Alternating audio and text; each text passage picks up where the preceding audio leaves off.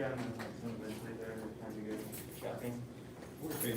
Yeah. All right, so while we're waiting for him to generously share his copy of Nei Kung, go ahead and do a few Ride the Wild Horse, whichever stance you like.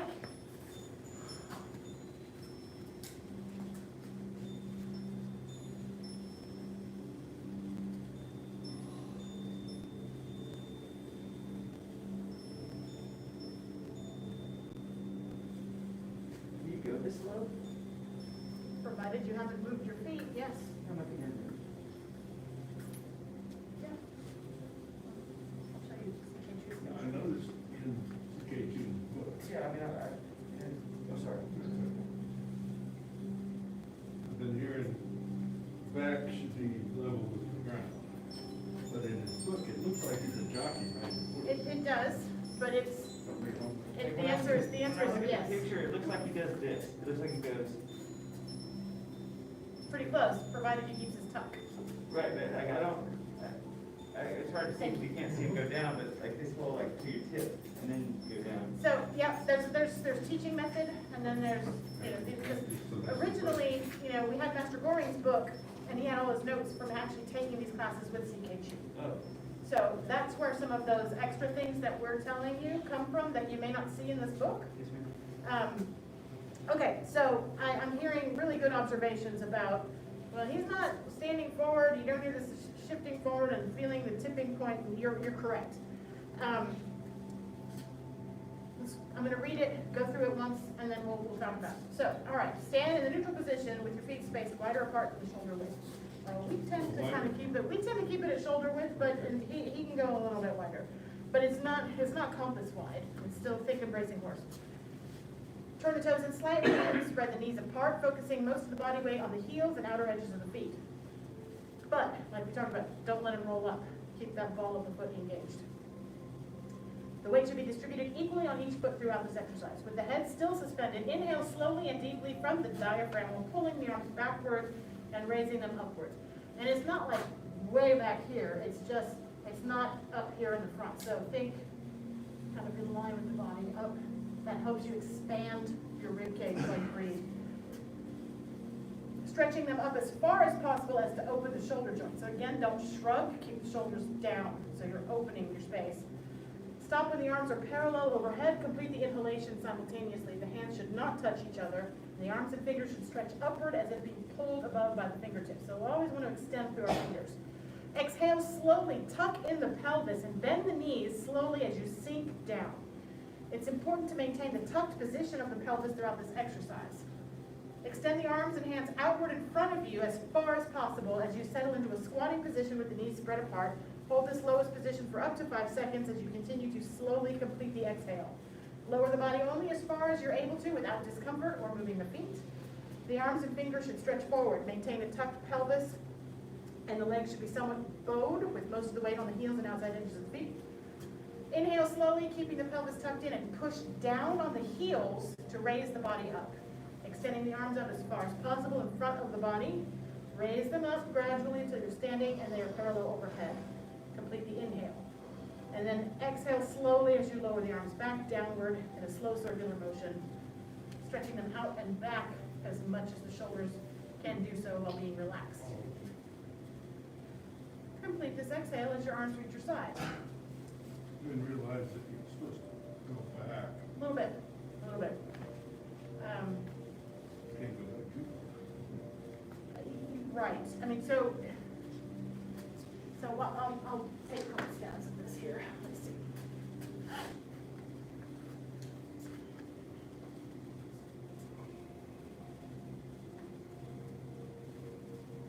Everyone can just observe. That's okay. So I'm back, but I'm not back. So I'm still thinking chest concave. So I'm not like, far. Oh, okay. so it's all backward, provided you're still doing rounded chest. Does that make sense? So it's not going to be here, but it isn't going to be here either. It just makes it harder. I know, everything's harder.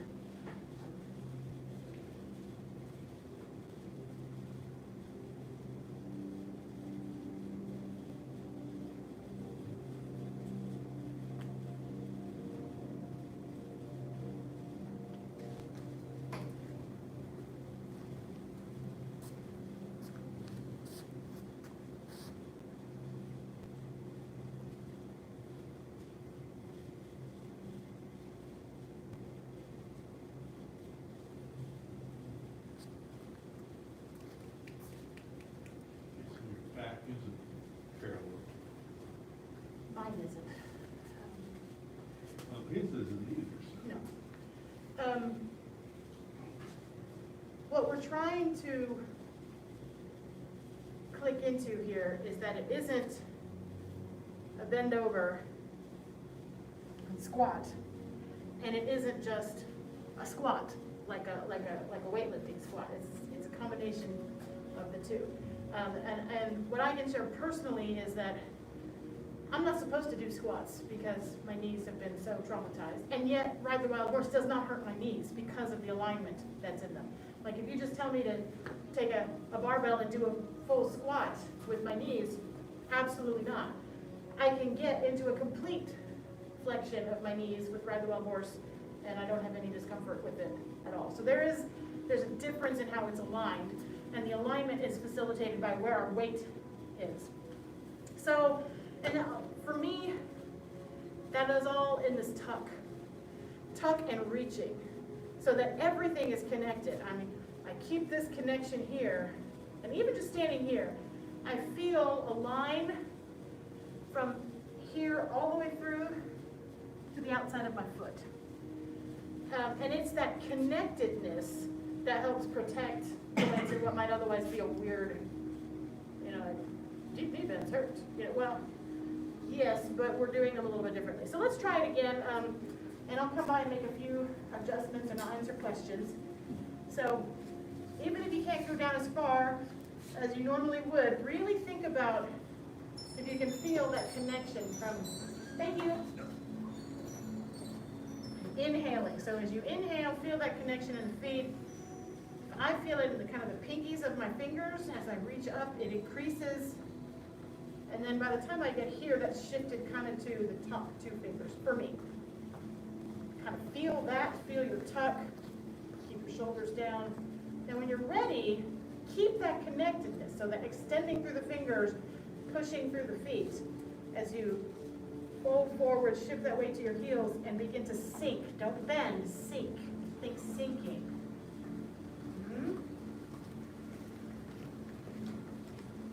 Yes, very good, very good. When you get down to as far as you're able, try to relax into it just a little bit. She said, cruelly. I know that it doesn't feel like that after first. And then inhale, push with the feet. And exhale, let out that connectedness. Really hard time with the idea of arms back a little bit, still keeping the chest trying to. Yes. Doesn't seem to be next. It's think about concept instead of anatomy. Think I'm lifting through the back. So if I'm lifting through the back, if I'm doing this, then I'm pinching my back. So if I'm thinking, like Bruce Lee was the best at lifting closed chest lift back. He could just his whole lats expanded, and he would physically lift up almost like a cobra. And that's an extreme sense of what that closed chest lift back, which I know is 10 important points. But it's a similar concept to this. So yes, backward, but not backward. See the difference? And keep going. Question, or are you riding your horse? As with all of these, the more you can relax into it, the better success you will have. And I struggled with this one a lot when I first started. I was out of air, felt red in the face. I was just, it was not a pleasant experience. And the key is you can't will yourself into these postures. You have to breathe, yield, and relax into these postures.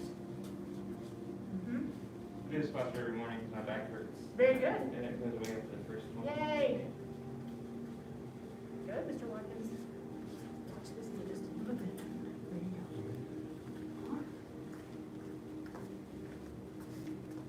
It's very good. I don't want to hurt you, but there you go.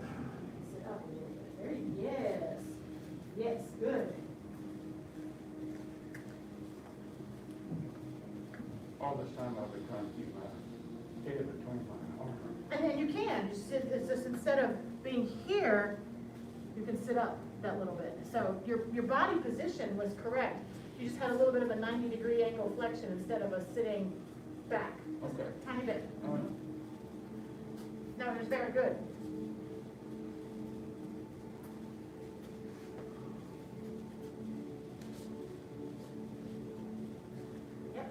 feet down just a little bit more, even if it means you sit up. There you go. Feel the difference a little bit? Yeah. Good, good.